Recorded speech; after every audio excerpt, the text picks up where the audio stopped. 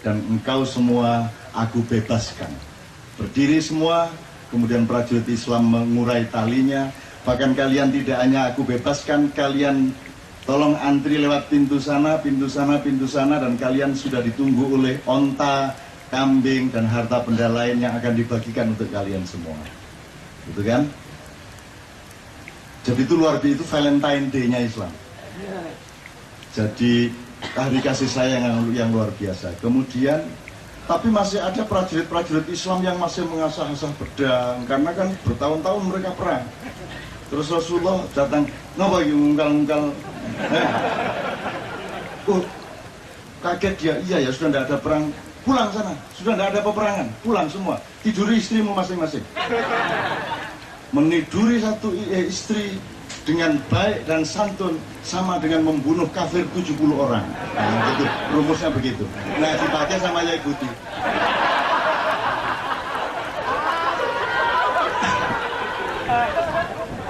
Kalau anak sudah tidur, Dek, saya sih maunya langsung 140.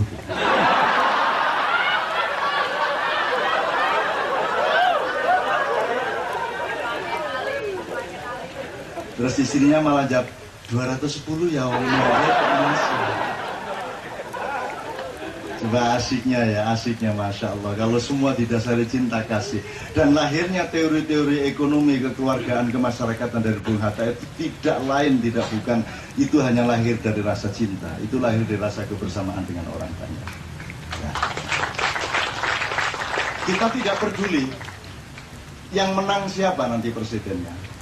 Kita tidak peduli yang mana parpol yang akan menang. Yang kita pedulikan adalah siapapun yang menang, kalau mereka tidak menerapkan kebersamaan dengan rakyat, cinta kasih dengan rakyat, teori-teori dan mekanisme ekonomi, politik, dan apapun yang tidak berfokus kepada kepentingan dan kesejahteraan rakyat, maka itulah yang kita tolak. Jadi kita tidak menolak SBY, tidak menolak Megawati, tidak menolak Prabowo, tidak menolak siapapun. Yang kita tolak adalah cinta yang tidak sejati kepada rakyat. Jadi siapapun mereka yang jadi tidak ada masalah, karena toh juga sama saja. Oke.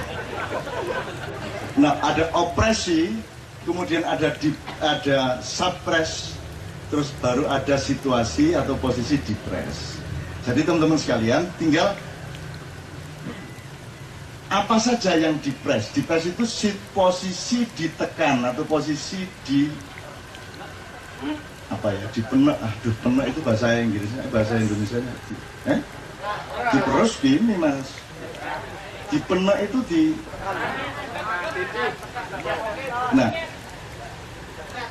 Oke, diangkat ini kayak yang ditindih. Ditindih ini terus ini ahli tindih ya.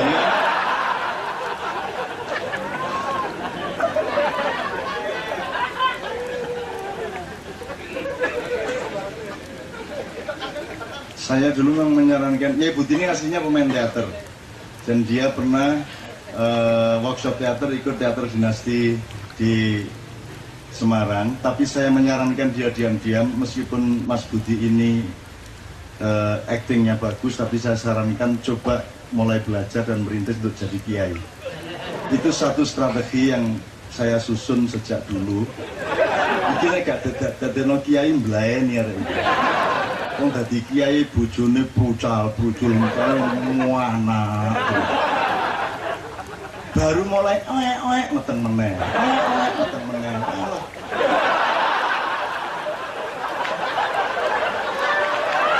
Ya bagaimana? 10 tahun kok 8 anak ini loh. Nabi Muhammad gak ngono rek. Wis iki luwih wong Arab ya. Oke ya? Oppression, suppression, depress. Nah sekarang tinggal kita tarik garis. Apa saja sih? Oke, sekarang konteksnya apa dulu? Bisa politik, bisa ekonomi, bisa kultur, bisa pasal hukum pun bisa melakukan opresi. Fatwa ulama pun bisa melakukan opresi. Sekarang masalahnya Anda depres apa tidak? Kan gitu. Nah, Nanti disusun pelan-pelan di rumah, kepentingannya apa dulu? Anda dipres apa tidak? Sebab boleh ada operasi, tapi Anda bisa saja tidak dipres karena operasi. Misalnya fatwa. Anda dikasih fatwa, merokok itu haram bagi anak umur di bawah 17 tahun dan bagi ibu-ibu hamil. Dan itu kalimatnya sebenarnya ada terusnya, cuma dicoret. Wanita hamil juga dilarang tidur tengkurap. Mengkurap dunterno ini.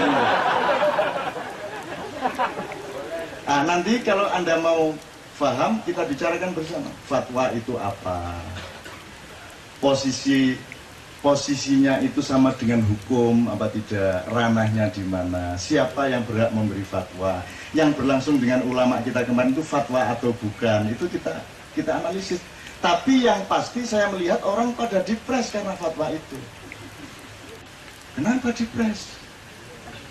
Loh gitu aja kok. Loh, ambo ada 1000 fatwa lagi, kenapa Anda harus dipres?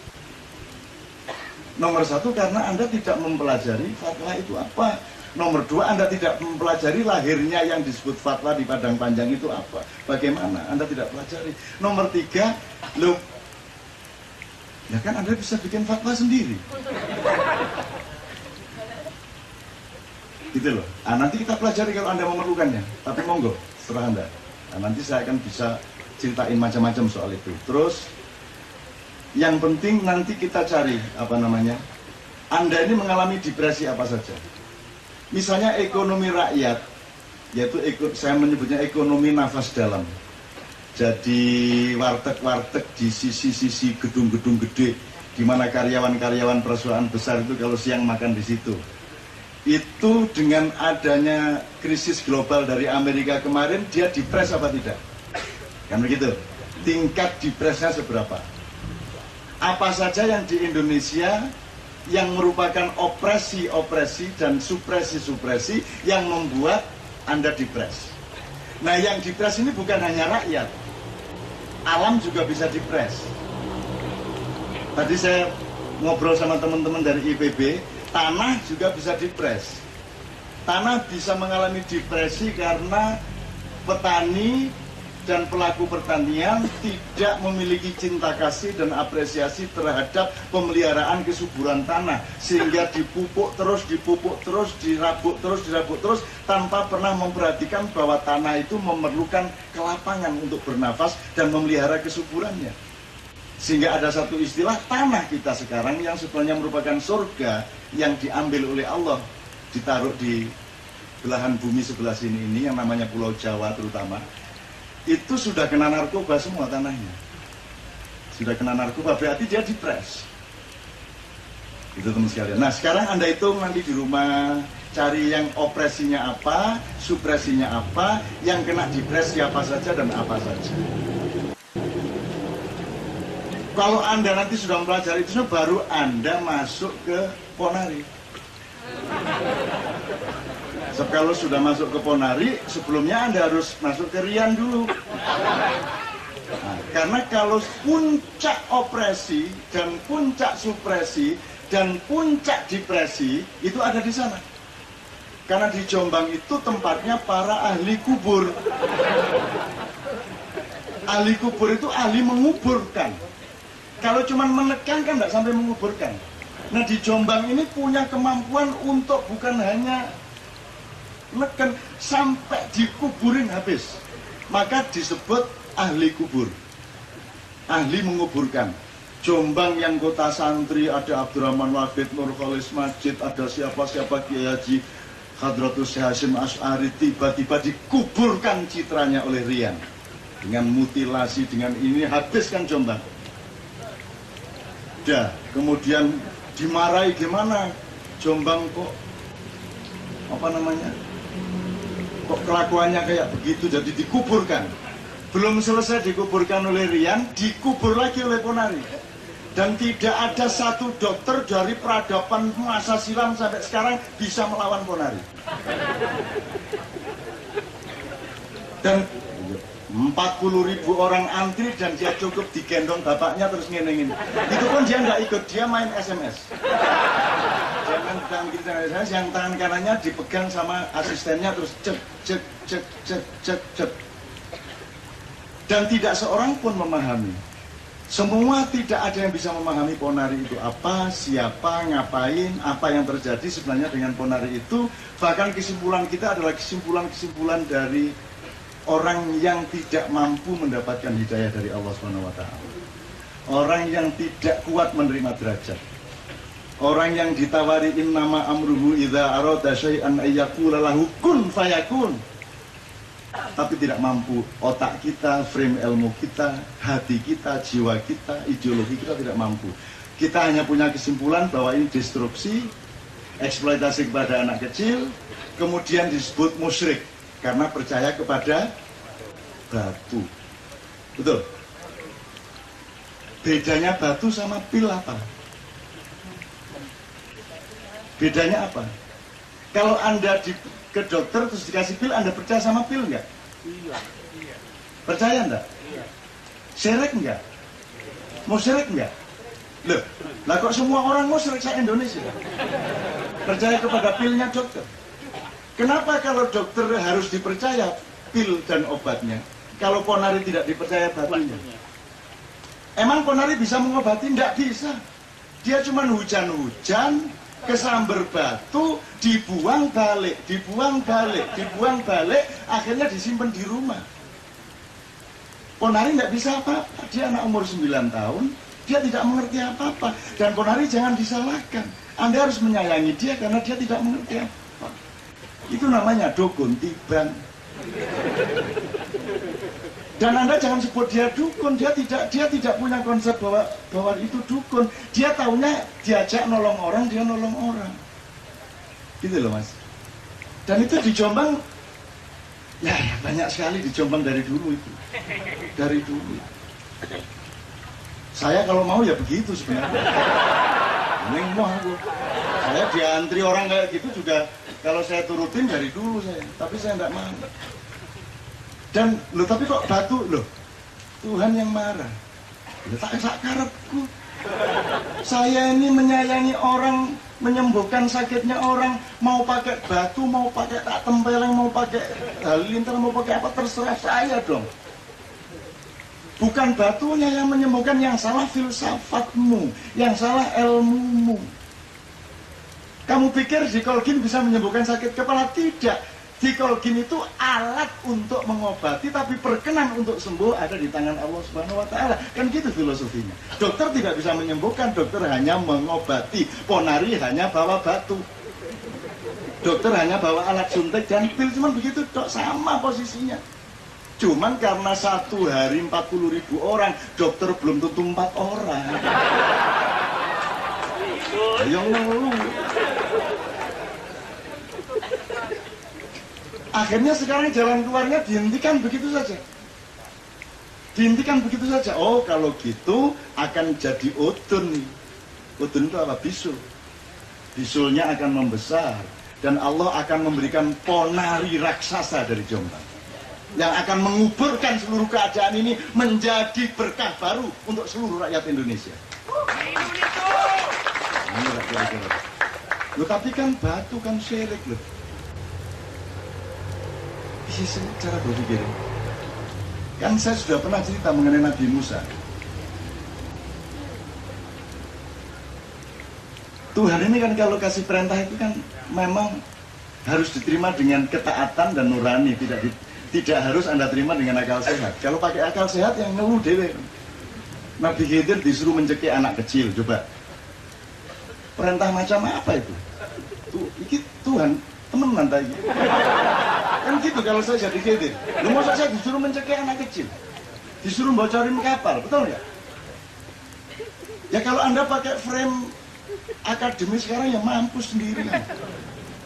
Musa juga gitu diperintah, kamu dikejar Fir'aun, lari ke pantai Musa. Ini anti ilmu perang dong. Dalam ilmu peperangan kalau dikejar musuh ya cari hutan atau bukit. Lah kok disuruh ke pantai, lah modiar gitu. Ini gimana nih Tuhan kok capopo sampean kan gitu kan. Nah tapi Musa tidak bereaksi ilmiah. Musa hanya Sami'na wa ata'na. Nanti begitu sampai di pantai, Tuhan kasih perintah kedua, idrib bi'asokal bahr. Pukulkan tongkatmu itu ke laut. Bahr. Enggak, idrib bi'asoka. Pukullah dengan tongkatmu laut. Kalau yang hajar itu yang batu kemudian memancarkan air. Hajar itu air, kalau bahr itu laut. Bahrudin itu lautnya. Karena kalau Brakodin itu kalau itu mobil menurut saya. Terus nanti ilmuwan mengatakan, oh, tongkat itu kalau dipulkan di air, terus airnya membelah. Simpel ilmiah gitu kan, empiris, kecelek kan. Itu membelah ya pas itu dok. Kalau besoknya musang ngenang ini ya gak belah-belah banyu mereka ojo goblok kan itu. Itu berlaku hanya ketika Tuhan mengendaki air terbelah, ketika dia memerintahkan terbelah. Jadi bukan kesimpulannya adalah tongkat itu bisa membelah air laut, salah. Batunya Ponari bisa menyembuhkan orang, salah. Tapi bahwa orang sembuh itu bukan karena batunya, tapi karena perkenan Allah. Betul nggak? Bahwa air membelah bukan karena tongkatnya, tapi karena perkenanan Allah. Jadi syirik tidak tergantung batunya, tidak tergantung tongkatnya, tergantung bener nggak konsepmu mengenai apa batu dan siapa Allah. Kan begitu. Di situ letaknya syirik, tidak di batu tapi di dalam dirimu sendiri. Nah, sebelum sampai ke pantai, di tengah-tengah dia dikejar, memimpin pasukan, dikejar pasukan Fir'aun, Musa sakit perut, melengkung ini, nah, senep itu loh. Ya Allah, terus gak bisa melayu. Ya Allah, kok tega-teganya. Kan sudah capeknya kayak gini masih dikasih sakit perut. Ya supaya kamu itu ingat aku, saya bilang gitu. Ya sudah, saya mohon disembuhkan ya Allah. Ya gampang, aku maha kuasa.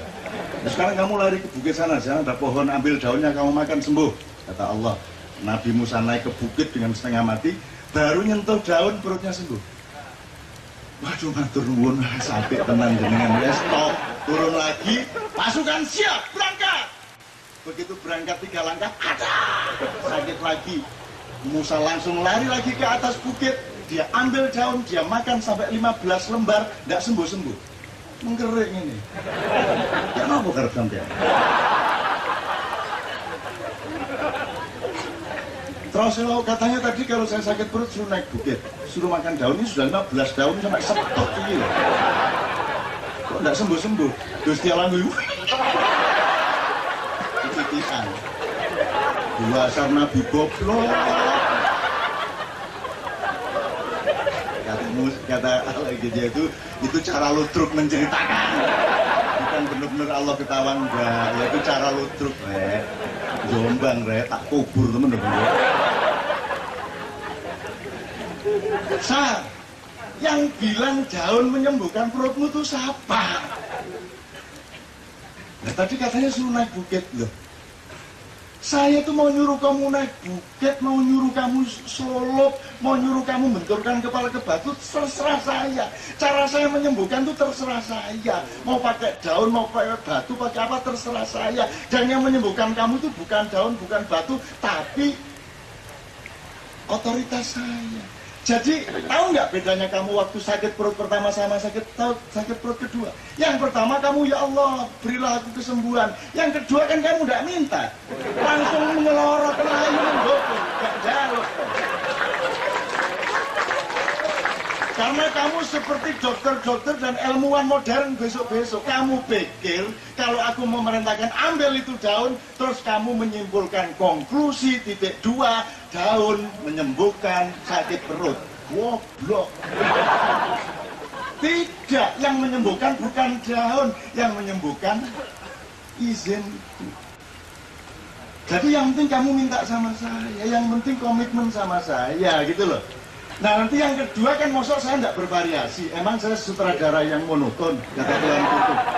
Kalau yang pertama aku perintahkan engkau naik bukit ambil daun, yang kedua pasti aku kasih variasi. busa. Misalnya yang kedua, sakit lagi ya Allah, sembuhkan, sakit lagi. Jungkir balik 5 kali. Benar? Begitu jungkir balik sembuh. Kan gitu.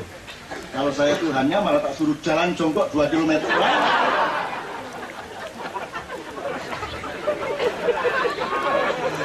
Memang malah kace. Ingin gitu Bu, kace itu Bu. Indonesia itu mau melarat enggak masalah. Enggak masalah, presidennya siapa enggak masalah. Mau Prabowo ya monggo. Mau Sutioso ya kono. Goblok-goblok dhewe lekuken dhewe. Tapi mereka bergembira. Kenapa kedelai kok impor? Wah, menurut pertanyaannya, ada Menteri Ekonomi enggak? Ada Menteri Perdagangan enggak? Enggak ada toh? Kalau gitu jangan menjawab sebagaimana Menteri Perekonomian menjawab. Jawablah sebagai rakyat yang harus bergembira. Kalau saya sebagai rakyat jawabannya mudah. Loh, saya disuruh nanam sendiri. Soge kan nyandur. Deli. Ya saya tinggal beli, aku soge jeragan kok. Saya majikan kok suruh tanam itu loh. Ya sudah di sana yang negara-negara miskin tanam kedelai, kita yang beli. Kita orang kaya. Itu jawaban rakyat. Ya daripada kamu seharusnya ada polisi, seharusnya ndasmu gak ono sing gelem sing ditutur itu. Nanti kamu stres sendiri nunggu, jawabnya secara rakyat tuh, soge kok. Nggak masalah, mau kita orang kaya kok kita suruh jadi pengrajin, bikin meja sendiri, bikin bandar, kita kaya, kita tinggal beli dong. Majikan kok. Ya, gimana jawabnya? Kalau saya jawabnya begitu. Loh, kecuali saya di sini sebagai Menteri Perekonomian, saya akan jawab dengan policy. Lah saya rakyat kok. Yang jawabnya yang penting aku mari jawab langsung seneng. Lah rakyat suruh nunggu berapa kali perubahan kekuasaan. Sekarang juga harus gembira dong. Jadi Anda jawablah secara rakyat, jangan gimana ya? Wah, goblok duduk menteri kok nggak payu. Nggak seneng. Gitu dong. Sama dengan olahraga kalah, ini kalah itu jawablah secara rakyat. Loh, kita tuh kapan kalah? Nggak pernah kalah. Kita itu ngalah. Coba, masa kita suruh menang lawan Oman? Oman tuh negara, kabupaten. Pedang sekoteng di sana nggak ada. Ketoprak nggak ada. Rawon nggak ada. Tanah Abang nggak ada. Sudahlah hidupnya kayak begitu, terus sepak bola kita kalahkan. Kita kan nggak punya kebesaran.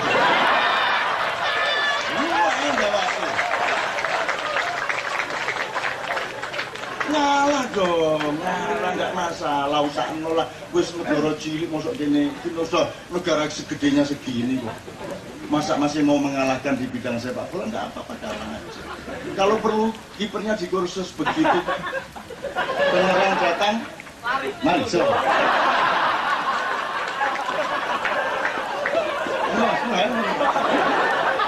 Masuk, ayo masukkan lagi. Wah, kok repot. Lo orang Indonesia kok disuruh sedih, nggak bisa. Israel tuh mau nyerbu Gaza, sebenarnya kalau presiden berani bilang, jangan nyerbu Gaza, jangan berani sama anak kecil, serbu Pulau Jawa. Silakan pilih Jakarta, Cirebon, Banten, Bandung, Semarang, Jogja, Surabaya, Jember, serbu sini kalau berani. Ayo kalau Israel berani di sini serbun. Cak, tentara Indonesia tuh nggak punya senjata loh, Cak. Jangan nantang-nantang. Pesawat tempur kita tuh cuma 6 loh, Cak. Sementara Singapura aja punya 560 lebih. Malaysia tuh 360, kita cuma punya 6. Lawan Israel kita kalah. Tentara kita itu satu orang hanya dapat 3 peluru untuk latihan dalam 3 bulan. Jadi tulung ulang turu. Terus tangi oleh tulung peluru, biar, turu meneh. Ya terus suruh perang lawan Israel. Cak, jangan sembrono, Cak. Saya bilang, yang bilang suruh ke Indonesia terus dilawan tentara itu siapa? Kita nggak butuh tentara untuk melawan Israel. banyak penganggur-penganggur. Anak-anak muda ini disuruh perang loh. Nih gimana kita nggak punya apa-apa kayak gini, kok ditantang gelut? Ayo.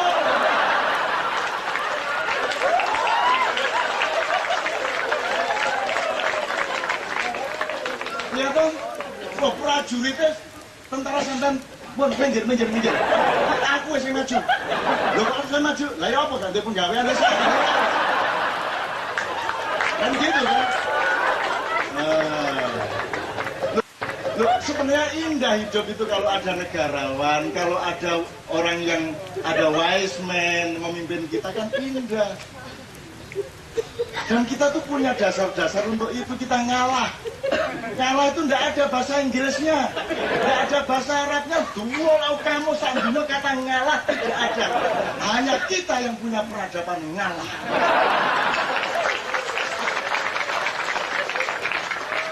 Nanti kalau Prabowo nggak jadi presiden, ya aku ngalah. Loh, emang ngalah itu apa? Loh, jangan remehkan kata ngalah. Ngalah itu asalnya dari ngallah. Oh, mengallah. Loh, serius itu. Segala keadaan yang membuat kita menderita kayak apapun, kita Allahkan. Kita transendensikan, kita eliminir ke atas, sehingga semua menjadi berkah dan kegembiraan. Loh, ngallah. Jangan ya tak karang-karang. Ya tapi nggak ada di seluruh dunia orang guyu kayak gini enggak. Sudahlah, nggak bisa bangun, nggak apa-apa, nggak bejo jadi presiden, nggak apa-apa, sudah nggak apa-apa, wis gak iso dadi wis gak apa-apa, pemerintah nggak bejo, asal bisa bikin orang ketawa udah cukup. Itu loh, sudah lumayan kayak gini. Nyala banyak di Indonesia, nekat. Mana bahasa Inggrisnya apa mas? Ayo, nekat. Bahasa Arabnya?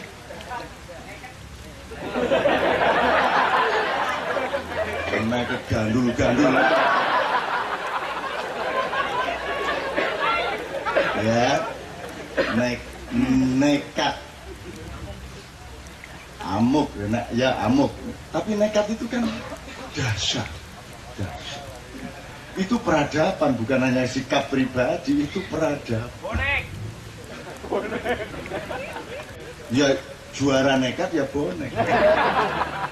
Dan sebenarnya KPK ya bonek. Emang gajimu cukup? Cukup? Nek dihitung secara ekonomi cukup duitmu? Ya cukup, tapi doan. Saya tidak pernah melihat di Amerika, di Eropa orang segembira Anda.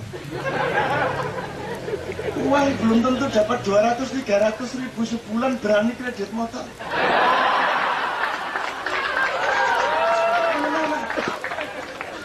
Bisa dilawan bangsa seperti itu. Loh, kamu kok istrimu hamil lagi?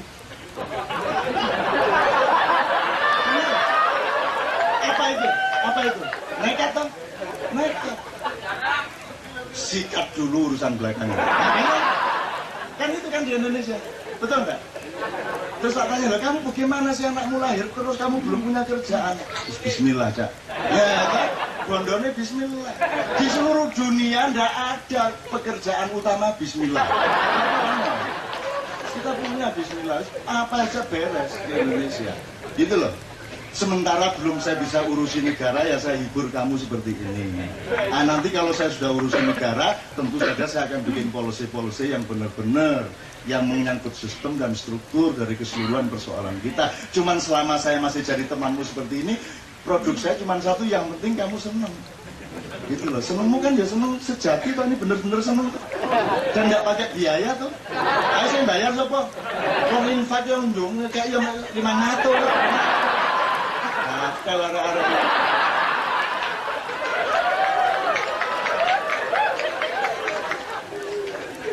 nggak ada infak sesedikit kace. Oh, arah-arah buaya ini bareng infak 450. Lah saya kayak bukannya. Hanya narik nekat temen ada. Oke, itu teman sekalian ya. Jadi Dengan begini Anda dipres nggak nih sekarang? Jadi yang penting teman-teman sekarang nomor satu, ini yang namanya survive-nya bangsa Indonesia. Kita itu mampu memiliki teknologi internal di mana kita bisa survive dalam keadaan apapun saja. Kalau Anda tidak mampu survive dengan dirimu sendiri di tengah keadaan yang paling sengsara kayak apapun, maka jangan berharap kamu bisa menolong negara. Beresin dirimu diri sendiri. Beresin bahwa kamu tidak dipres oleh apapun, maka kamu akan bisa menolong seluruh rakyat untuk tidak dipres oleh apapun. Kan begitu. Mulai revolusi dari dirimu sendiri, itu yang kata Ayah Budi tadi. Kan kita butuh revolusi di Indonesia, setuju? Revolusi, tapi nggak memenuhi syarat revolusi nasional, nggak memenuhi syarat. Dari sudut apapun tidak memenuhi syarat. Yang bisa kita lakukan adalah mulai hari ini sampai bulan depan kita kaji lagi, Anda sudah punya beberapa pasal revolusi untuk dirimu sendiri. Gitu loh. Ya, dicari, ada revolusi intelektual, revolusi berpikir, revolusi spiritual, revolusi mental, revolusi manajemen, revolusi apa aja, efisiensi, pokoknya revolusi dalam diri kita sendiri. Dan saya dari dulu revolusi terus. Ya Budi itu revolusi, cek revolusi ya?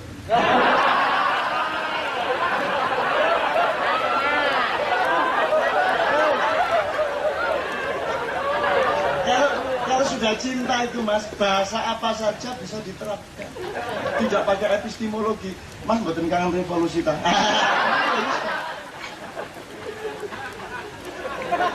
Temen ya Budi. Oke teman-teman sekalian, kalau saya terusin nanti saya jadi pelawak bener. Saya akan, tapi sekarang kita dialog. Jam berapa sih? Nekat. Itu sebuah revolusi karena dia sedang mengatur dirinya 6:30. Jadi waktu itu tidak bisa mengatur kita karena yang mengatur waktu adalah hati kita. Manajemen mental kita itu yang mengatur waktu, kan gitu. Air tinggal setengah gelas atau masih setengah gelas, itu masalahnya, kan gitu. Kita ini masih sengsara atau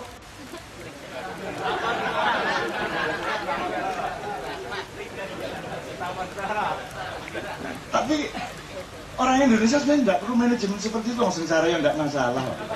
Tidak masalah, BBM nggak munda-munda. Waktu mau munda, terus katanya kok beberapa hari lagi baru munda di Jawa Timur kan, itu jadi munda ya. Masa munda? Kok suwan nih? Katanya mau naik aja. Emang padaan gue. Fatwa itu dari kata fata. Fata itu artinya pemuda. Pemuda itu konotasinya dewasa. Akil, balik. Akil itu artinya seseorang yang sudah bisa menggunakan mekanisme intelektual.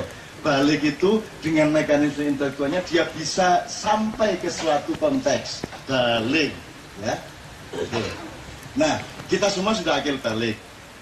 Fata itu adalah kedewasaan. Jadi fatwa adalah ekspresi atau pernyataan atau pendapat yang sudah teruji kedewasaannya, gitu ceritanya kalau makna aslinya. Tapi fatwa itu sebenarnya biasanya yang ada dalam tradisi fatwa lahir dari seorang mujtahid, seorang mufassir. Mufassir itu adalah orang yang bekerjanya menafsirkan. Mujtahid orang yang selalu mencari. Ya, terima kasih. Mohon maaf ya. Terima kasih. Tepuk tangan semua teman-teman sekalian untuk cinta kita bersama.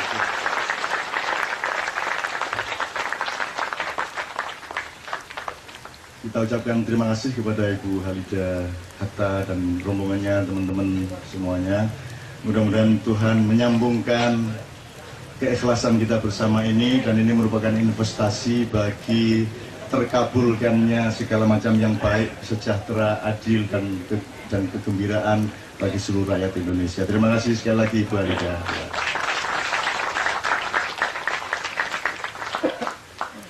Jadi fatwa itu adalah pendapat yang dewasa, gampangnya begitu. Dan biasanya dia lahir dari seorang mufti. Mufti adalah orang yang memberi fatwa.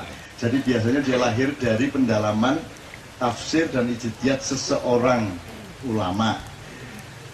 Misalnya di Mesir, setiap ada rektor Al-Azhar, maka dia otomatis menjadi Al-Mufti.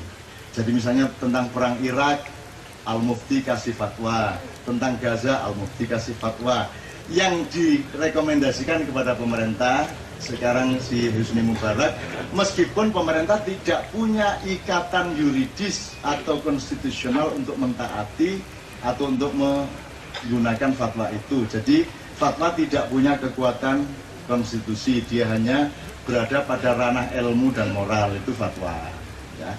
Nah, yang terjadi pada fatwa Majelis Ulama yang terakhir kemarin itu adalah kalau dari tradisi fatwa itu susah disebut fatwa karena itu adalah hasil satu rapat nasional yang menggunakan mekanisme demokrasi, yaitu di sekolahnya Mbak Fatin Hamama di Padang Panjang. Jadi ulama-ulama sekian ratus berkumpul dari seluruh daerah di Padang Panjang, terus rapat menghasilkan apa yang kemudian disebut fatwa. Jadi sesungguhnya itu adalah fatwa yang dihasilkan oleh mekanisme demokrasi. Tuh. Jadi itu belum tentu fatwa dari sudut tradisi fatwa yang biasanya. Nomor 2, kalau ada fatwa mengenai golput, aku seneng, tidak apa-apa. Golput itu fatwanya apa? Anda tahu bahwa fatwa itu mestinya ada 5 kemungkinan toh? Wajib, sunnah, mubah atau halal, makruh, haram. Itu namanya matriks 5. Filosofinya maslahat mudorot. Yang sangat maslahat disebut wajib, yang lumayan maslahat disebut sunat, yang tengah-tengah disebut mubah atau halal, yang agak mudorot, agak membahayakan namanya makruh, yang sangat mudorot namanya haram. Kalau di bahasa gaulkan, wajib itu harus lo ya. Kalau sunat nggo yao, nah itu sunat. Nggo yao kamu ke sana, itu namanya sunat. Kalau mubah halal, ya ke sana monggo, enggak ke sana ya monggo. Kalau makruh, nggo jangan ke sana. Itu makruh. Kalau haram, tidak boleh ke sana. Jelas ya posisi komunikasinya ya, oke. Terus kalau memang ada fatwa golput itu haram, maka harus juga ada kalimat yang menyatakan bahwa mencoblos dalam pemilu itu wajib. Kan betul? Ada nggak itunya? Jadi harus bahwa ikut pemilu 2009 itu hukumnya wajib. Bukan lagi hak pilih, tapi wajib pilih. Itu harus dinyatakan oleh Majelis Ulama. Kan gitu? Tapi sebenarnya sebelum ente berfatwa mengenai golput, lo gimana sih? Golputnya dikasih fatwa kok pemilunya tidak. Jadi harus ada fatwa terlebih dahulu tentang pemilu. Jadi pemilu itu baik atau tidak, haram atau halal, wajib atau makruh, termasuk pilkada itu hukumnya. Kalau misalnya dengan dasar pikiran bahwa golput itu haram, maka pilkada wajib. Betul enggak? Nah, maka kita menunggu MUI menyatakan pilkada dan pemilu nasional itu wajib hukumnya, gitu loh. Saya senang kalau ada pernyataan seperti itu, gitu loh. Nanti kita baru bertanding yang masuk neraka yang mana, kan gitu. Mereka apa kita, kan. Kalau saya tidak ada masalah, ada fatwa kayak apapun tidak ada masalah. Mau fatwa ya, gitu loh. Kalau fatwa rokok gak oleh, ini apa? Rokok gak oleh. Gimana fatwanya? Ini kalau saya. Kalau kita terusin, sebelum ada fatwa mengenai pemilu, harus ada fatwa terlebih dahulu mengenai demokrasi. Jadi harus ada fatwa MUI bahwa demokrasi itu wajib hukumnya, betul enggak? Nah, mari kita minta. Jadi kalau perlu KC kirim surat, Pak, tolong kami dikasih fatwa tentang pemilu, demokrasi, itu hukumnya apa? Kalau menurut logika yang tadi berarti pemilu itu, berarti demokrasi itu wajib. Asik tak kalau ada fatwa demokrasi wajib hukumnya, kan asik. Tapi sebelum fatwai demokrasi harus difatwai dulu wadahnya. Wadahnya itu apa? Negara Kesatuan Republik Indonesia. Jadi NKRI ini wajib hukumnya. Gitu. Nah kalau gitu, loh jangan kemerdekaannya dikasih fatwa. Sumpah Pemuda itu wajib. Ditukurusno sampai 6 buri menit. Kebangkitan Nasional wajib. Suwe-suwe perjanjian Giyanti wajib. Jaluan terus sampai ngedem, sampai entek. Karena semua harus difatwai. Ini kalau kita ambil linear garis sejak historisnya. Kalau kita ambil kiri kanannya, loh ya kalau gitu difatwai dulu dong, pupuk pertanian hukumnya apa, penggusuran hukumnya apa. Apalagi Mas?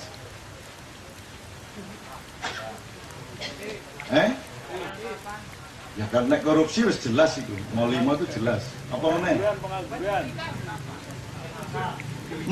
Membiarkan pengangguran. Pemerintah tidak bisa menyediakan lapangan kerja sehingga wanita-wanita dan laki-laki muda Indonesia pergi ke luar negeri jadi TKI dan TKW. Berarti pemerintah berada pada posisi halal apa haram, kan begitu? Di fatwai kabeh. Kudu ana fatwai kabeh. Infotainment haram apa halal? Liputan 6 halal apa haram? Terus kudu kabeh. Jatuh bingung akeh.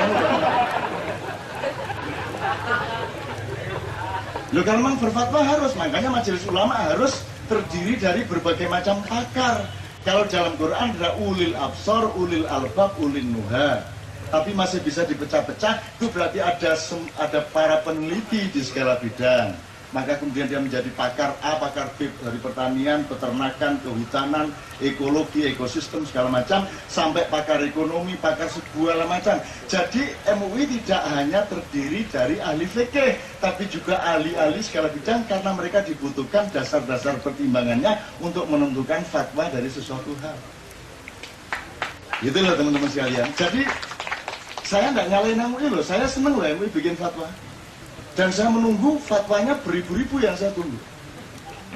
Bikin KC. Halal apa haram? Ini loh, membuat orang tidak tidur sampai jam 3 pagi. Halal apa haram? Ayo. Makhluk yang namanya Mbah Surip itu pakai topi dan rambut kayak begitu, halal apa haram? Harus ada fatwanya. Itu pun dalam fatwa itu ada keluasan dimensi di mana Anda tidak bisa memfatwai benda secara berdiri sendiri. Kayak orang Madura ditanya, Pak, makan ayam goreng halal apa haram? Oh, tidak tentu, Pak. Loh, kok fatwa kok nggak mesti? Bisa tidak tentu, Pak. Maksudnya tidak tentu. Loh, kalau ayamnya colongan ya haram. Minum ini halal apa haram? Tidak tentu. Airnya insya Allah halal. Menurut penelitian laboratorium tidak ada masalah. Cuman siapa yang punya perusahaan ini? Dari mana asal-usul uangnya? Uangnya riba apa tidak? Hasil kolusi KKN apa tidak?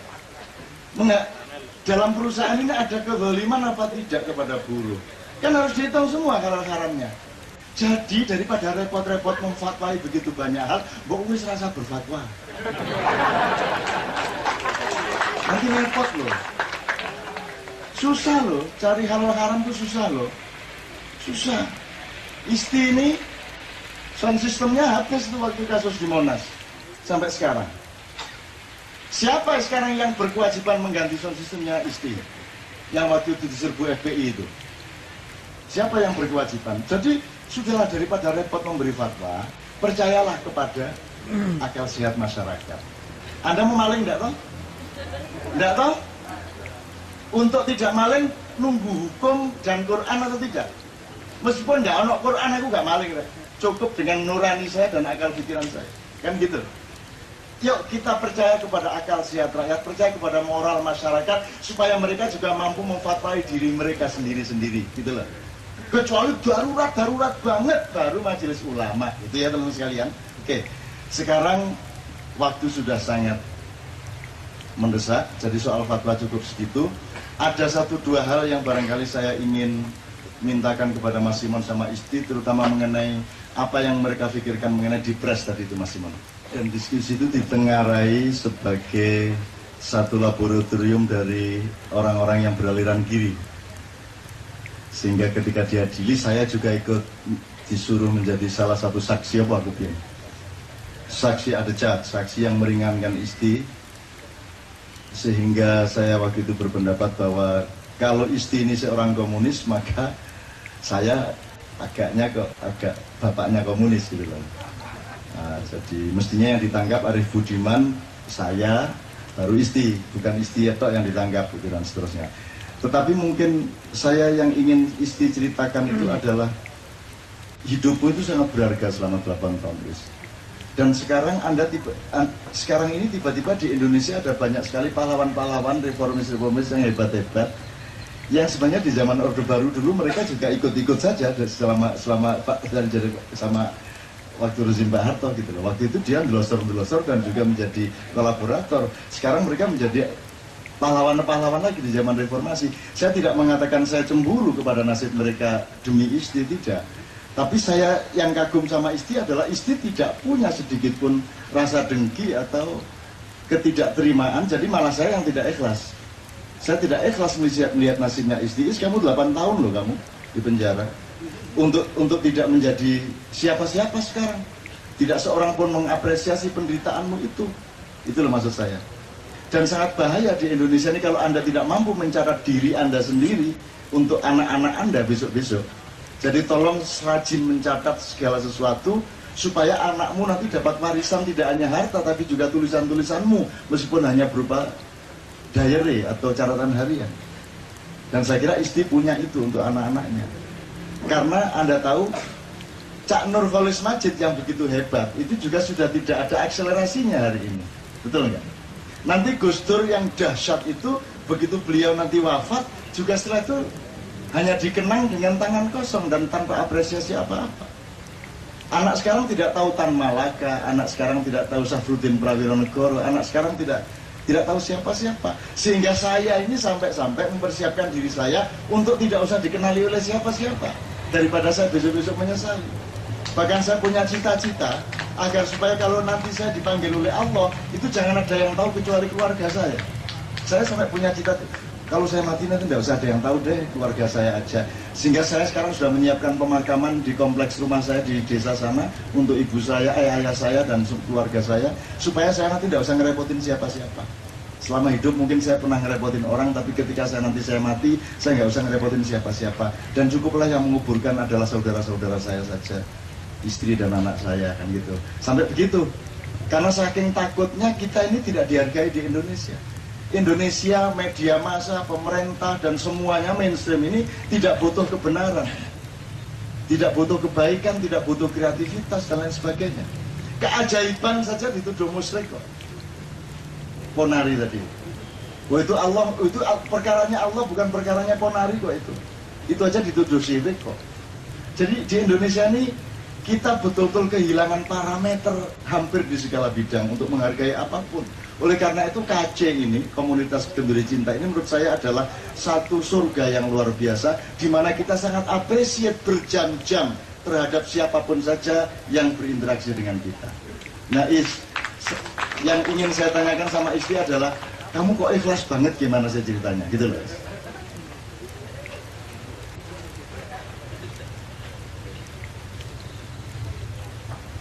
Ya saya kira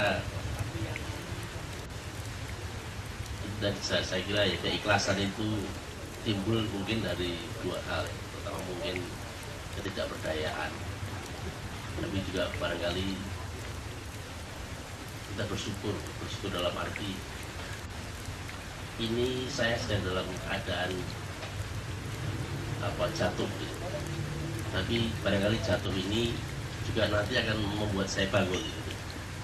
Nah, jadi saya bergembira juga gitu. Walaupun dalam kondisi di tahanan atau di penjara kita. Jadi itu saya kira hubungannya dengan depresi saya kira ya ini saya berpesan pada teman-teman jangan berurusan dengan aparat, artinya dengan polisi atau dengan yang lain, karena kalau ada berurusan dengan aparat atau dengan siapapun itu ada bisa depresi juga. Banyak teman-teman yang di dalam tahanan itu mengalami depresi. Nah, mungkin itu yang pertama. Yang kedua, bagi orang-orang yang pernah dalam tahanan itu betapa berharganya kebebasan. Jadi kebebasan itu diletakkan di peringkat pertama. Yang kedua baru kesehatan.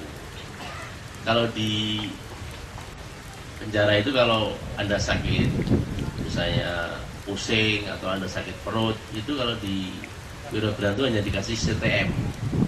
Jadi sakit perut ya CTM, kepalanya pusing juga CTM, gitu. Diare juga CTM gitu. Nah, jadi mirip Ponari juga, saya kira itu. saya kira itu, jadi itu.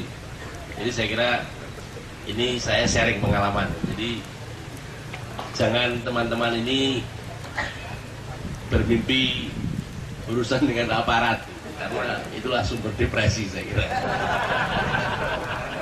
Jadi kalau Anda sudah masuk tahanan itu bisa wis celoko diperas gitu. Nah itu yang agak susah lagi itu. Itu depresi pangkat 2 saya kira. Jadi teman-teman sekalian, kalau memang kayak Ponari itu dipelajari, sangat banyak loh pelajarannya. Banyak sekali, misalnya sampai antri 10.000, 20.000, 40.000 umpamanya ya. Itu kan itu mencerminkan betapa dunia medis modern kita sebenarnya tidak mampu mengatasi masalah. Sampai sebegitu banyak orang antri kepada seorang anak kecil. Jadi sebenarnya yang terjadi juga krisis kepercayaan kepada dunia medis. Dan dunia medis memang betul-betul sudah menjadi Tuhan yang tidak boleh dianggap salah sedikit pun. Padahal sesungguhnya ada sangat banyak pendekatan-pendekatan lain yang kita sebut apa alternatif atau dukun dan sebagainya, yang sebenarnya jangan dihakimi berdasarkan statusnya, tapi hakimilah secara metodologis. Tinggal di Tenabang. Saya mau tanya Cak Nun, pertanyaan saya agak sedikit panjang, boleh nggak? Boleh kan? Yang saya jadi herannya begini, kita ini sama-sama bertuhankan Allah, sama-sama punya kitab suci Al-Quran. Tapi kenapa giliran Sultan Hasan Al-Bolkiah, begitu dia Fatihah besok gambarnya terang, duitnya banyak. Ini giliran kita baca Fatihah sampai pagi, masih begini-gini juga. Karena ternyata segini banyaknya kebanyakan pengangguran. Kalau dia kerja gini hari nggak mungkin dia ada di sini. Terus saya jadi bingung, disuruh kita habis sholat 5 waktu, kita ikut sholat 5 waktu. Tapi habis sholat dia kaya, kita bangsa. Disuruh sedekah, kita udah sedekah rapi-rapi. Sultan Hasan Al-Bolkiah kaya, parah bangsak juga. Jadi apa nih? Kira-kira pertanyaannya, adanya Allah di mana, apa Allah dikasih kalau begitu? Oke. Yang nggak paham. Terima kasih Cak Nun. Assalamualaikum warahmatullahi wabarakatuh. Kalau di Jombang itu bukan Sultan Bolkiah tapi Cina. Cina ini judi, mabuk, kaya. Kita ini sholat, wiritan, miskin terus sampai bosan. Ya, sampai bosan. Sampai orang Jombang bikin jajan saking dendamnya sama Cina, karena dendam sama Tuhan tidak berani. Dendam sama Cina, terus mereka bikin jajan namanya bol Cino.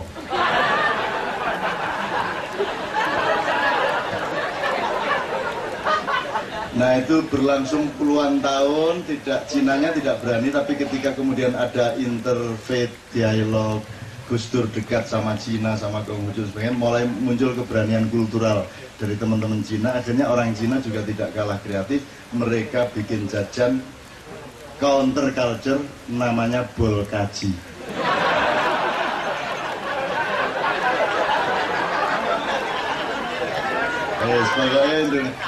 Pokoknya itu bol-bolan. Oke, tapi saya kira sangat banyak faktornya. Memanage Brunei yang hanya satu kabupaten itu pasti jauh lebih mudah daripada memanage Indonesia yang terlalu luas, yang berasal dari ribuan kerajaan, yang sekarang saja secara resmi ada 162 kerajaan dengan bahasa yang bermacam-macam, dengan kelakuan yang bermacam-macam, dengan pulau yang terpencar-pencar, sehingga sesungguhnya ketika kita awal bikin negara itu harus dihitung betul teknis manajemen kenegaraan kita. Dan saya kira kalau mau dilihat, Indonesia ini memang sudah salah sejak awalnya. Gini, tapi inna ma'al usri yusra, jadi tidak boleh ada detik di mana kita kehilangan kepercayaan terhadap masa depan. Jadi pernah kita omongkan di KC bahwa Allah menjamin kalau kamu mengalami kesukaran, pada saat itu juga sudah ada kemudahan. Tinggal kamu cerdas apa tidak, kamu bekal atau tidak. Kalau waktunya kamu pakai hanya untuk mengeluh dan mengutuk, maka kamu kehilangan momentum untuk menemukan kecerdasan terhadap kemudahan itu. Jadi kan bunyinya inna ma'al usri yusron, bukan inna ba'dal usri yusron. Bukan sesudah kesulitan ada kemudahan, tidak. Tapi bersamaan dengan kesulitan sudah ada kemudahan. Maka disebut ma'a bukan ba'da. Bahasa Arabnya begitu. Nah, kalau saya boleh, ini terpaksa menjawab sebagai ustadz sedikit ya. Soalnya bolkiah. Mulane kan soalnya nek bolkiah ya tak dolekno bol Cina karo bol kaji gimana. Salah bolkiah. Nah, bolkiah denger ini terus dia jawab bolmu dewe ya.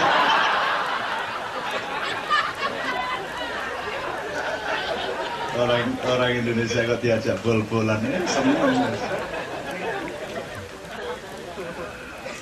Orang Indonesia santri itu, saya dulu pernah nyunatin anak santri itu, ada satu yang ngeyel. Di sunat itu kan ada yang tenang aja, ada yang agak takut, ada yang takut sekali. Dan yang takut sekali ini malah santri di sunat itu. Jadi saking takutnya yang dia rasakan sakit itu bukan dia di sunatnya, tapi traumanya dan depresinya itu sendiri yang terasa sakit. Jadi dia maki-maki Tuhan.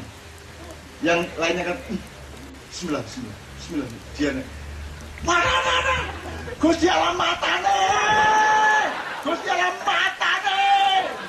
bayangin itu di desa saya Gusti Allah di mata-matanya no luar Masya Allah. Itu kalau kita tidak kaya kultur, tidak kaya bahasa, pasti kita kafir-kafirkan itu anak. Kan begitu kan. Tapi kita kaya, kita luas, kita bisa berpikir zigzag, bisa berpikir spiral dan siklikal ya seperti tawaf. Maka kita tidak linear. Tidak hanya gini haram, gini halal, tapi segala sesuatu ada illah, ya dulu ala illatihi kalau dalam usul fikih. Nah, sekali lagi satu soal tidak mudahnya memanage Indonesia, sehingga perintisan kemerdekaan RI dulu seharusnya lebih matang daripada yang sudah pernah terjadi. Kalau sebagai ustadz saya ingin mengutip surat Al-Baqarah ayat 275. Jadi Allah mengatakan, kalau kamu sudah makan riba, maka kamu akan hidup seperti diombang-ambingkan oleh setan. Setan ini mohon bagi penonton tikungan iblis mudah-mudahan tahu bahwa setan ini bukan makhluknya Tuhan. Setan itu produk dari dismanajemen manusia. Kalau iblis makhluk Tuhan, jin makhluk Tuhan, manusia makhluk, tapi setan itu produkmu sendiri. Makanya alladzi yuwaswisu fi sudurin nas minal jinnati wan nas. Jadi itu lahir dari dismanajemenmu sendiri. Makanya ada manajemen kolbu. Gitu kan. Nah jadi terombang-ambing ya. Sekarang sampean bikin simulasi terombang-ambing. Sebentar, riba dulu, riba dan terombang-ambing ya. Riba itu apa? Riba itu 10 kok jadi 12. Kan gitu. Loh, ganteng kok jadi ganteng banget. Wong merongos kok manis. Itu riba kan. Jadi riba korupsi itu sama aja. Kekufuran riba sama aja. Kafir adalah orang yang menutupi kebenaran. Cover bed. Itu kain yang menutupi ranjang. Cover bed. Jadi kata cover dalam bahasa Inggris itu berasal dari kafaro. Failnya namanya kafir. Cover. Itu sesuatu yang menutupi. Jadi yang disebut kafir adalah orang yang sedang menutupi kebenaran. Itu kafir. Jadi kafir berlaku kontekstual, tidak permanen. Tidak ada orang kafir, yang ada adalah orang sedang berbuat kafir atau kufur. Sama dengan haji, tidak ada haji permanen. Tidak haji Isti Nugroho, tidak ada. Haji Soeharto, haji Bambang itu tidak ada, itu lucu. Siapakah haji? Haji adalah orang yang sedang menjalankan syariat haji. Tapi kan sekarang, makanya ke depan kalau para calon jamaah haji sekalian, jadi kalau masih kita baru tawaf pertama, terus kita sa'i, terus kita mau ke Mina, itu disebut para calon jamaah haji karena dianggap belum sempurna hajinya, maka belum disebut haji. Padahal pada saat itulah mereka haji. Begitu selesai, mereka bukan haji lagi. Nah ini gimana aja salah kita. Lah kok terus disuruh seperti Bolkiah? Mana bisa? Pengurus satu kata aja salah kok. Bedakan Cak Nur sama Cak Nun aja nggak bisa kok. Coba bagaimana? Sampai hari ini? Sampai saat ini saya masih panggil Cak Nur kan? Gitu saya. Cak Nur? Nur Kholis Majid? Coba bedain itu aja nggak bisa kok orang Indonesia. Suruh memanage Indonesia yang sangat luas. Nah, itu namanya riba. Riba itu tidak hanya ekonomi, tidak hanya uang. Klausul pertama adalah uang yang dipinjamkan tapi minta tambah ketika dikembalikan. Itu klausul pertama. Tapi kontekstualisasinya kan bisa ke seluruh dimensi. Kamu itu katanya mewakili rakyat, tapi kok tidak ada perilakumu selama menjadi wakil rakyat, benar-benar mewakili rakyat. Riba apa tidak? Riba. Kamu itu mau jadi caleg, kamu mau jadi presiden, semuanya mengaku demokrasi, semuanya mengaku mewakili rakyat dan mencintai rakyat. Tapi prakteknya sampai sekarang belum pernah rakyat benar-benar dicintai. Riba apa tidak? Riba. Orang ingin menjadi presiden itu karena ingin jadi presiden atau karena ingin menyejahterakan rakyat? Saya tanya. Ingin jadi presiden, riba apa tidak? Jadi presiden itu cara apa tujuan? Tujuan. Seharusnya menjadi presiden itu cara untuk menyejahterakan rakyat. Cara menjadi tujuan, tujuan menjadi cara, itu berarti riba. Sekarang saya tanya, apa yang tidak riba dalam kehidupan kita di Indonesia? Apa yang tidak riba? Apa?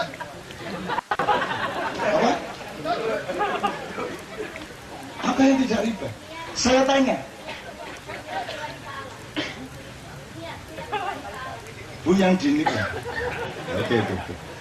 Kalau Ramadan, saya tanya, benarkah televisi itu mau berdakwah?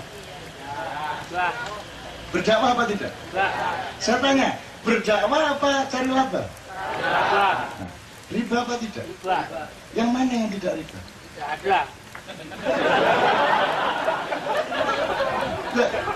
Yuk, makanya sekarang saya tanya, kalau di Amerika, di Australia diperlukan sertifikat atau label halal. Kenapa?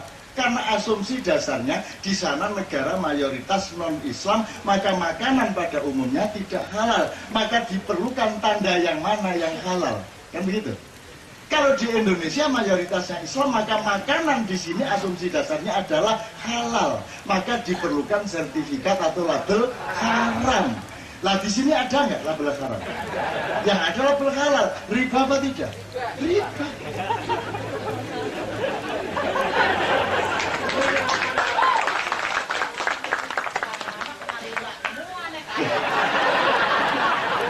Sekarang saya tanya, ahli ekonomi yang bisa menjawab. Pendidikan gratis sekarang ini beberapa bulan yang lalu, betul? Sekarang yang bisa mengetahui ini riba atau tidak adalah ahli ekonomi. Ngitung keuangan negara kita misalnya sejak SBY jadi presiden, sebenarnya tahun berapa kemampuan keuangan negara kita mampu menggratiskan pendidikan. Kalau ternyata memang mampunya baru sekarang, berarti tidak riba. Tapi kalau ternyata mampunya itu sebenarnya sejak kemarin-kemarin, sebenarnya dulu sudah bisa menggratiskan pendidikan. Kok tidak? Kok baru sekarang? Berarti niatnya bukan menggratiskan pendidikan. Niatnya adalah kampanye 2009. Riba. Tapi itu harus melalui penelitian dan pengetahuan ekonomi. Semua harus begitu. Yo.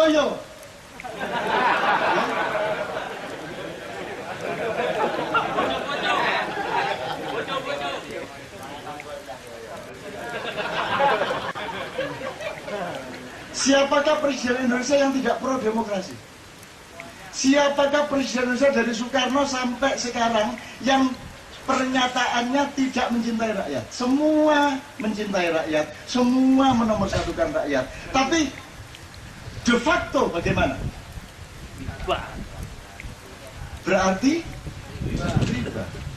Nah Mas, kata Allah, kalau kamu sudah makan riba, apalagi hampir di semua hal riba, ya kalau Anda ribanya terpaksa.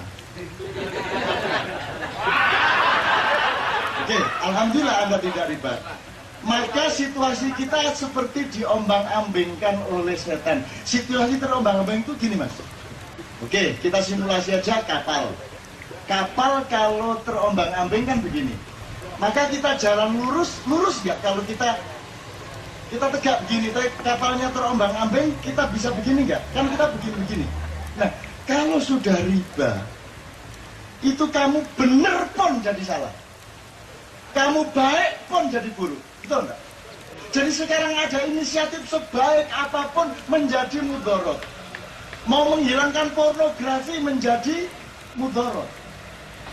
Berfatwa mengenai rokok menjadi mudorot. Kebaikan kayak apapun menjadi mudorot karena kapalnya oleng, terombang-ambing. Itu pun kita tidak mencari. Kita bertengkar, kamu ngapain kok nimpa saya? Loh, saya nggak nimpa kamu, ini kapalnya yang begini. Tapi semua bertengkar karena ditimpa temennya, kan begitu. Ini 2009 ini seluruh masalah dihitung berdasarkan kepentingan kelompok-kelompok ke 2009. Pak Denuri, sesepuhnya Kiai Kanjeng itu, pagi-pagi bakar sampah, jongkok. Ada kambing lari nyerodok dia terbanting dia. Sakit tadi. Dia pikir, loh saya ini ngapain kok diseruduk kambing? Kambing itu merasa disaingi sama Pak D.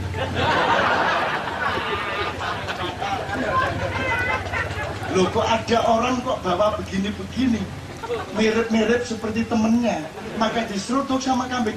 Jadi 2009 ini Anda nggak ngapa-ngapain bisa diseruduk orang. Tidur di rumah diharamkan coba. Pas hari pemilu tidur haram coba. Loh cuma tidur loh haram loh. Ya nek tidur sama istri haram nggak apa-apa, namanya kayak dagang. Sudah tidur ketip ijan haram hukumnya. Itu namanya kita jadi Pak Denuri yang diseruduk kambing. Kambing itu punya rasa persaingan, rasa terancam dan seterusnya. Maka begitu kaca seperti ini ngomong bebas dianggap ancaman. Kan begitu. Itu karena kita berada dalam situasi riba. Teman-teman sekalian, riba kita sudah memuncak sekarang. Ya Bapak, sekarang sudah memuncak dan satu yang harus kita lakukan, dua hal. Yang pertama adalah Anda harus bisa berjalan di sela-sela hujan riba. Nah, coba hujan sederas apapun, itu volume titik-titik hujan yang turun itu lebih kecil dibanding sela-sela di antara titik-titik. Kalau Anda rajin dan beritikat baik dan optimis terhadap kehidupan, masih sangat banyak ruang-ruang untuk tidak riba. Gitu loh. Dan itu benar-benar masih tersisa banyak sekali ruang. Asalnya oleng kena semua. Nah, ini enggak kok. Teman-teman enggak kok. Menentara dena.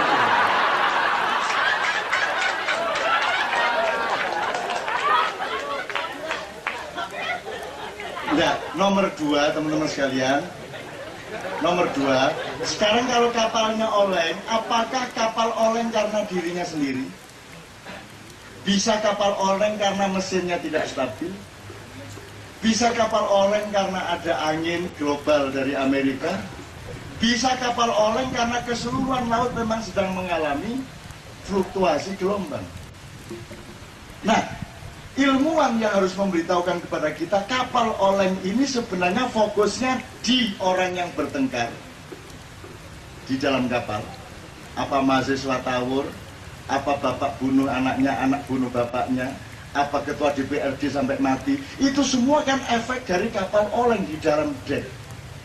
Sebenarnya masalahnya bukan manusia di dalam kapal itu, tapi karena sistem dan konstitusi dan budaya politik kita merupakan gelombang laut yang kapanpun saja akan bikin kapal kita terombang-ambing terus-menerus. Maka kita harus akan mengalami perubahan yang benar-benar mendasar. Dan itu saya mohon kepada Allah dari Anda. Cukup segini cukup. Itu perkara tidak tercapai sudah biasa.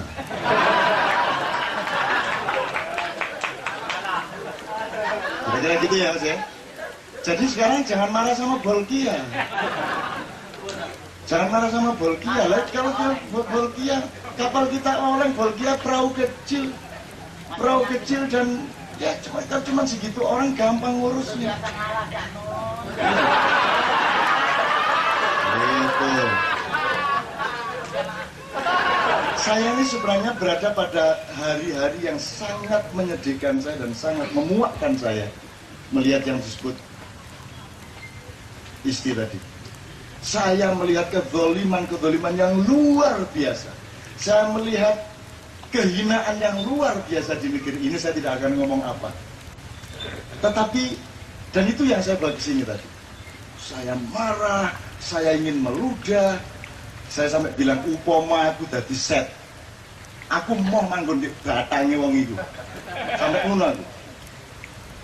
Upama aku disuruh meludahi itu orang-orang seperti itu, saya akan menolak meludahi. Emang ludah saya, karena ludah saya masih lebih mulia daripada dia. Sampai ngono saya. Tapi begitu saya masuk sini sembuh saya. Sembuh saya, ketemu Anda saya sembuh. Seluruh amarah saya hilang. Saya optimis lagi. Saya penuh harapan lagi. Saya tidak tahu, tak anggap ini adalah potensi ponari-ponari. Entah apa bidangnya, tapi pokok kita akan mengalami keajaiban besar dalam beberapa tahun ke depan. Amin ya Allah. Amin. Mboten nggih. Siapa-apa ya terus nang. Gitu ya teman sekalian ya. Tapi coba lihat nih Anda nih bertahan sampai jam segini di sini. Masa nggak ada harapan?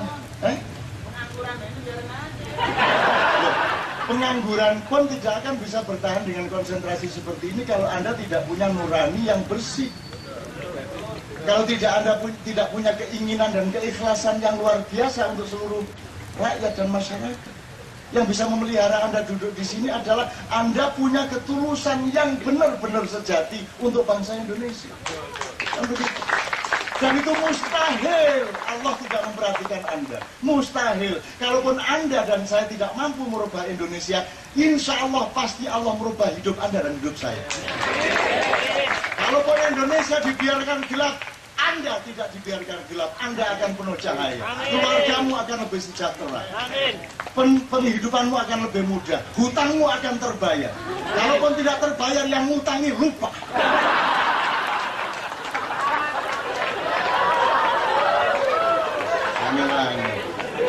Jadi malaikat itu sudah serius-serius nulis. Ono meneh. Iya teman sekalian ya. Ya Mas ya, jangan putus asa, jangan marah sama Tuhan. Tadi saya tanya sama malaikat, Pak Jibril, ini ada Arab Betawi saya bilang. Mana sama Bolkia, dia mengeluh apa gue sholat sampai bosan tuh lihat sajadah. Miskin juga sampai sekarang. Terus biar nanti saya bilang sama Tuhan, saya provokasinya Tuhan, kata Jibril. Provokasi gimana? Tambahin lagi miskin ya.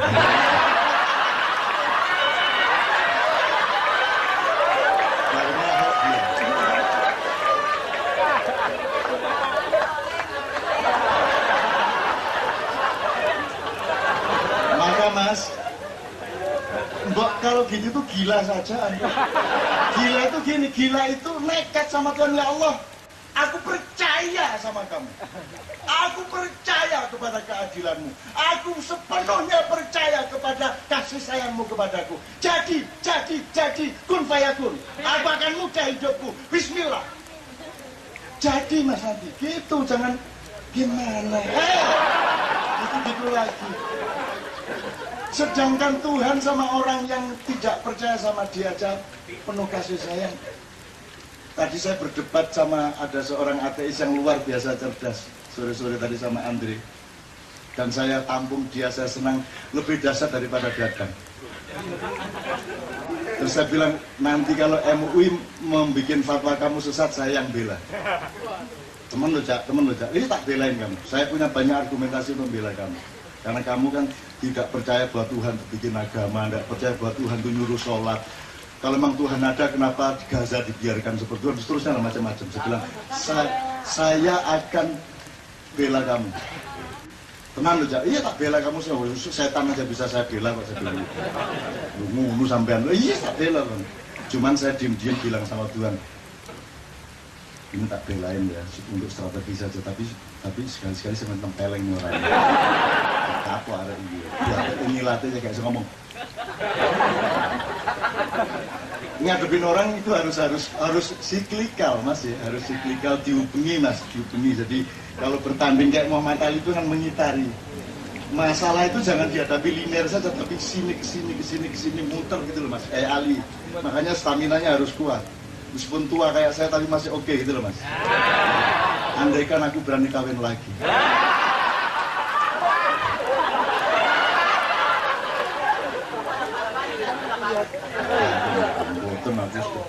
Cukup aku. Oke. Jadi apa namanya, cerita terakhir, Anda jangan Allah mengatakan anak indal dhanni abdi bi.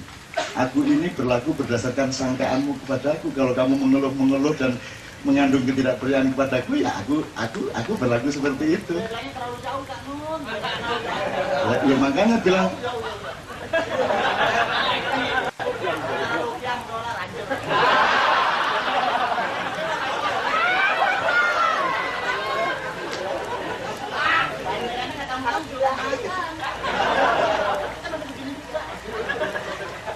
tapi Sultan Bolkiah tidak pernah punya ekspresi segembira dia.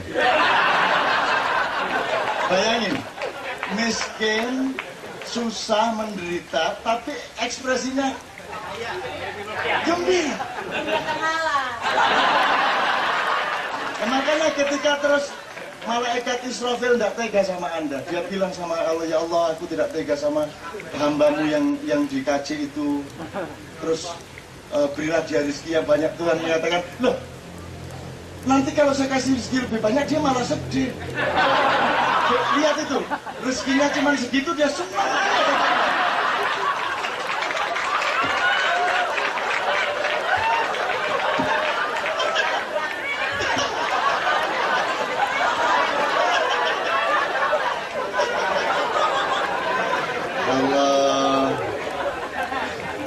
Oke, terakhir sekali betul-betul untuk beliau dan untuk semua teman-teman sekalian. Pokoknya Anda sama Allah itu jangan enggak usah protes, enggak usah mentang, pokoknya Habis asalnya Kak.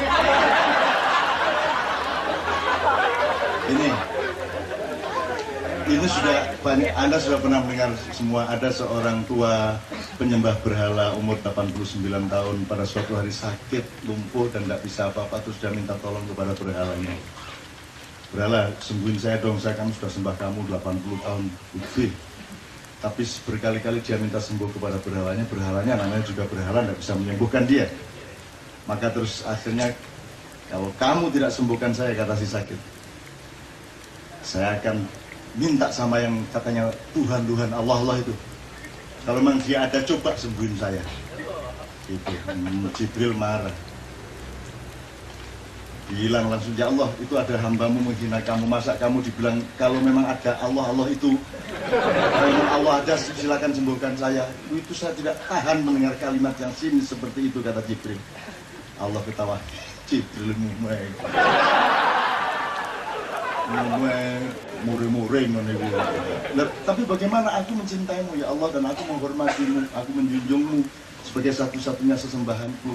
Tapi dia menggunakan kata-kata yang sangat menyindirmu dan sangat melukai perasaanku sebagai pecintamu. Wah sudah ngobrol gitu aja kok. Kamu kan malaikat, masa enggak kuat jiwanya sih kamu. Udah sembuhin sana, balik sana, sembuhin. Loh, malah disuruh nyembuhin. Loh bagaimana kalau begitu kok malah disembuhin, kata Jibril. Bril, kamu itu enggak punya strategi apa bagaimana? Kalau enggak saya sembuhkan, terus bedanya saya sama berhala apa?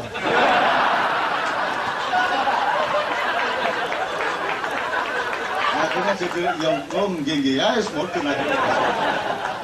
Nah Anda tinggal begitu, ateis, atau ente ateis dulu sampai umur 89 tahun.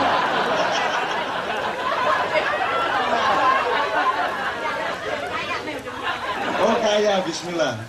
Kaya. Amin ya rabbal alamin. Amin ya rabbal alamin. Oke. Bagaimana enggak kaya, bang, rokoknya dari tadi enggak berhenti.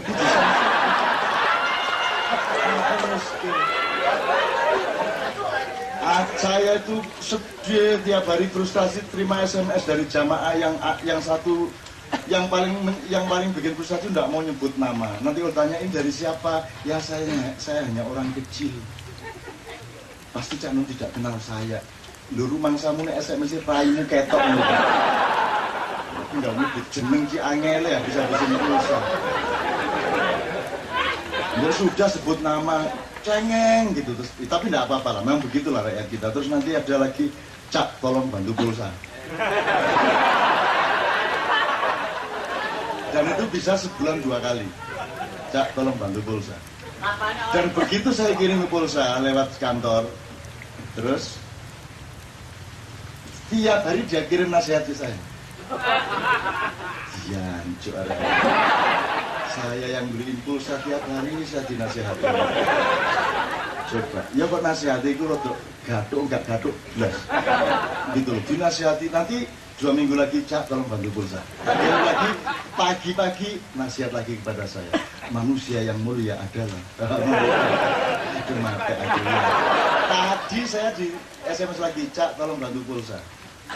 Akhirnya saya balas.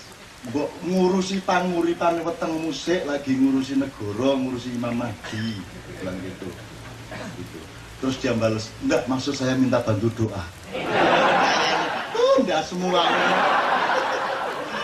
Ya Allah, saya tuh seneng sekali punya teman-teman banyak yang aneh-aneh, yang lucu-lucu seperti itu. Masya Allah, awas kalau kirim SMS sama saya.